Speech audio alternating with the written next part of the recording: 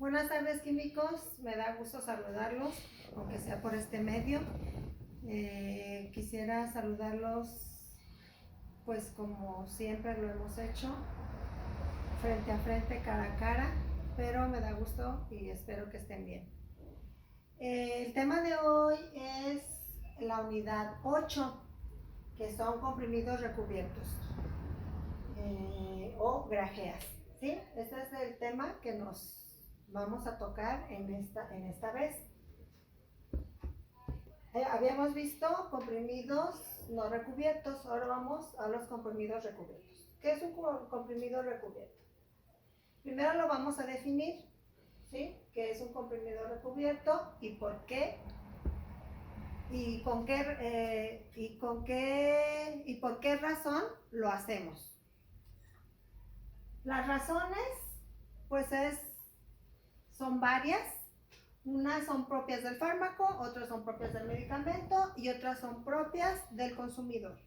Entonces hay que tener bastante específico por qué es el recubrimiento, para qué lo vamos a hacer y para qué va dirigido, ¿sí? Aquí tenemos las razones. Me voy a ir un poquito más rapidito para aprovechar el tiempo en el video, ¿sí? Cuando las razones son propias del fármaco, que tenemos que proteger el fármaco porque lo afectan los jugos gástricos, porque le afecta el pH del estómago, porque no puede estar presente en ese pH tan ácido, entonces por eso recubrimos. También porque queremos que se libere en otro sitio, que sea otro sitio de liberación del fármaco, ¿sí? Y podemos hacerlo de varias maneras. Un comprimido recubierto tiene los mismos ingredientes que los comprimidos no recubiertos. ¿Recuerdan ustedes, químicos, cuáles son los ingredientes de los comprimidos no recubiertos? Pues tenemos que ese es el principio activo, el fármaco, que es la acción farmacológica. Tenemos diluyentes, aglutinantes, desintegrantes, lubricantes y correctores organolépticos. Son exactamente los mismos ingredientes para los comprimidos recubiertos y no recubiertos, ¿sí? Lo único que va a cambiar es el recubrimiento. ¿Qué ventajas tenemos con los comprimidos recubiertos? Pues aquí los vamos a enumerar, ¿sí? Para su fácil comprensión y cualquier duda, pues luego la vemos en clase. Estas serían las desventajas de los comprimidos recubiertos, ¿sí? Aquí tenemos algunos ejemplos de comprimidos recubiertos. Hay dos métodos de recubrimiento. Nosotros podemos realizar dos métodos para elaborar el recubrimiento. Tenemos el clásico, que es con azúcar, es el grajeado, que también se usa en la confitería, y el recubrimiento pelicular. El recubrimiento pelicular es más sencillo, es menos costoso, menos pasos, pero el método clásico se usa mucho, es muy utilizado en la industria farmacéutica.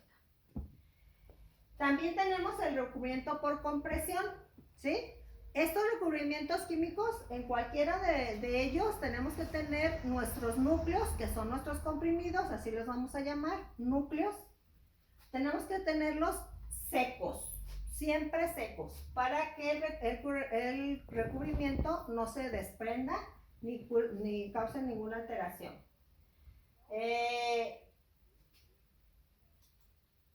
El grajeado por azúcar es un método más lento que el de película, ¿sí? Tiene más pasos, aunque es más sencillo, es menos costoso, pero es muy utilizado, ¿sí? El método clásico, vamos a ver ventajas y vamos a ver desventajas. Aquí las van a tener para su estudio, ¿sí? El método clásico es fácil de aplicar, no es tóxico, es un recubrimiento uniforme, es muy utilizado, da gran estabilidad, ¿sí? tiene entonces el recubrimiento clásico, o sea, el de con azúcar. Pues de que tenemos que poner bastantes capas de recubrimiento. Se pueden poner hasta 40 capas. ¿Y qué ocasiona esto? Un aumento en el grosor de nuestros grajeados, de nuestros núcleos. Aumenta considerablemente el peso y el volumen por las capas que hay que ponerlo para recubrir. Esa es una de las principales desventajas. El recubrimiento clásico, o sea, del azúcar con el grajeado, se puede hacer por tubo, se puede hacer por cobertura pelicular, se puede hacer por compresión o por lecho fluido, ¿sí? Los pasos que hay que dar en este recubrimiento, que es por glaseado o azúcar, el clásico, son cinco pasos. Es el sellado, el engrosado, el alisado, el coloreado y el último, brillantado o encerado, que es por medio de ceras, y es el pulido, que es el recubrimiento final, el brillo que se le da a las grajeas, a las tabletas, ¿sí? Aquí está explicado cada uno de los pasos. El sellado,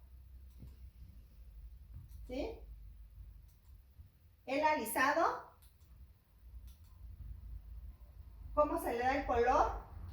Se utilizan principalmente colorantes hidrosolubles. Se debe de cuidar las incompatibilidades, como en todas las formas farmacéuticas. El engrosado. Y por último, el abrillantado o el pulido, que es el que nos da la capa final, ¿sí?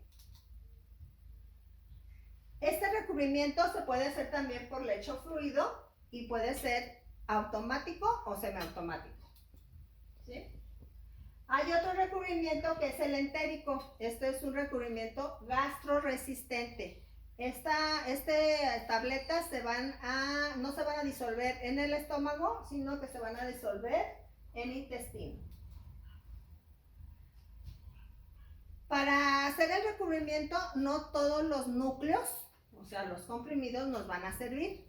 Los comprimidos que necesitamos para hacer el recubrimiento pelicular tienen que ser convexos, secos, sin puntas, ¿sí? Que tengan resistencia mecánica, o sea, tienen que ser más duros que los no recubiertos.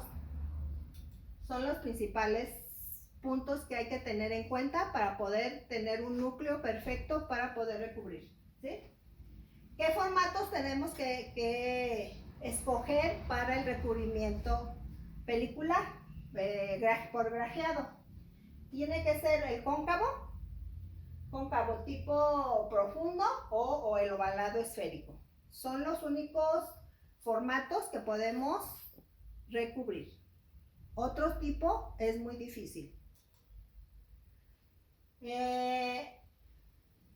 Influye mucho el tipo y la forma, el tamaño, el grosor de nuestro núcleo, ¿sí?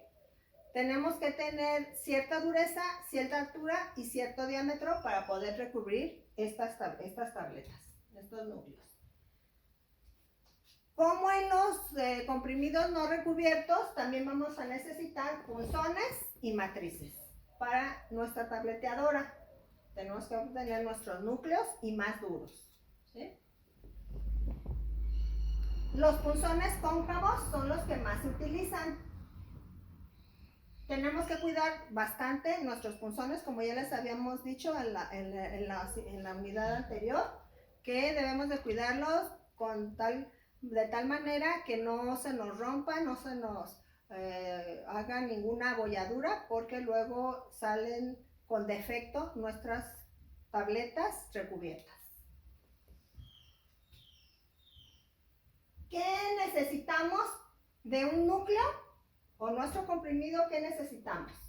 Como va a tener un trato más rudo que el comprimido no recubierto, tenemos que resguardarlo de los desgastes, ¿sí? ¿Y qué vamos a hacer? También tenemos que cuidar que no haya pérdidas de los principios activos o de los fármacos.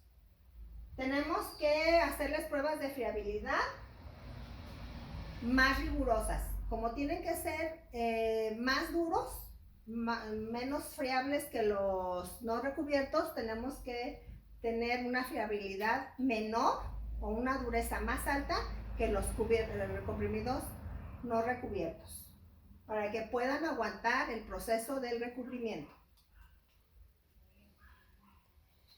¿Qué condiciones debe de tener mi comprimido o mi núcleo para poder ser revestido? Primero, que sea biconvexo, que sea más duro que lo normal de los comprimidos no recubiertos, que estén libres de polvo. Aquí mucho ojo, químicos.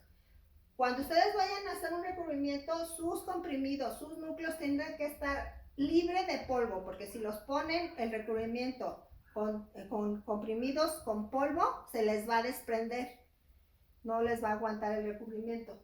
Y tienen que estar completamente secos. Esas son las condiciones que debe de cumplir nuestro núcleo para poder ser recubierto, con cualquiera de los métodos que vayamos a realizar. Ya sea cuáles dijimos, el de azúcar, que es el clásico, el de película o por compresión, ¿sí? Cualquiera tiene que cubrir con estos lineamientos. ¿Qué equipos de recubrimiento vamos a necesitar? Pues lo que es normal para elaborar una tableta, nuestra tableteadora, nuestros punzones, nuestras matrices, las mezcladoras, todo el equipo que ya habíamos tomado en cuenta para el comprimido no recubierto, pero ahora vamos a agregar la paila, el copón o el bombo. Hasta aquí le vamos a dejar, químicos. Esta es la primera parte de esta presentación. Luego seguimos con otro video para la segunda parte. Muchas gracias, estamos en contacto en Classroom. Adiós.